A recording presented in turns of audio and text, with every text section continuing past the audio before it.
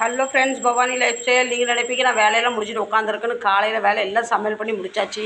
Chicken, rice, upma, chapati எல்லாம் பண்ணி டிஃபனும் கட்டியாச்சு. எல்லாருக்கும் சண்டேனா ரெஸ்ட் இருக்கும், எனக்கு சண்டேனா டபுள் வேலை. வாங்க வீடு எப்படி கிடக்குன்னு காட்டுற போடி வாங்க. சமையல்லாம் பண்ணிட்டு ரொம்ப டயர்டாக இருந்து இப்படி உட்காந்துட்டேன். இவ்வளோ கிச்சன் க்ளீன் பண்ணணும். சின்ன பையனோட யூனிஃபார்ம் பிளாக் கலர் மஷினில் போட கையில் துவைக்கணும். எனக்கு டெய்லி துணி துவைக்கிறதுக்கு டைம் கிடைக்கிறத, அதான் இன்றைக்கி துணி துவைக்க போகிறேன். வாரத்தில் ஒரு நாள் துணி துவைப்பேன். இது பையன் பிளாக் யூனிஃபார்ம் கையால் துவைச்சாச்சு. இதில் ஒயிட் துணி இருக்குது, கொஞ்சம்லாம் கையால் துவைக்கணும். இது மிஷினில் துவைக்கணும்.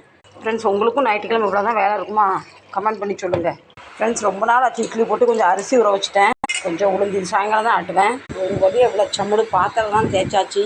விஷயத்துக்கு ஒன்று 13 நிமிஷம் இருக்குது. ஃப்ரெண்ட்ஸ், வாங்க இப்போ வீட்டை பெருக்கிட்டு மோப்பை போட்டுடலாம். பாத்திரத்தை எல்லா இடத்துக்கு கவுத்தியாச்சு. ஃப்ரெண்ட்ஸ், இந்த மோப்பு ரொம்ப நாள் கழித்து யூஸ் பண்ணுறேன். அது இருக்குது, அதை வச்சு தான் யூஸ் பண்ணுவேன் எப்போவுமே. ஃப்ரெண்ட்ஸ், வாங்க துணியை காய வைக்கணும். ஃப்ரெண்ட்ஸ், இங்கே பாதி துணியை துவச்சி போட்டாச்சு.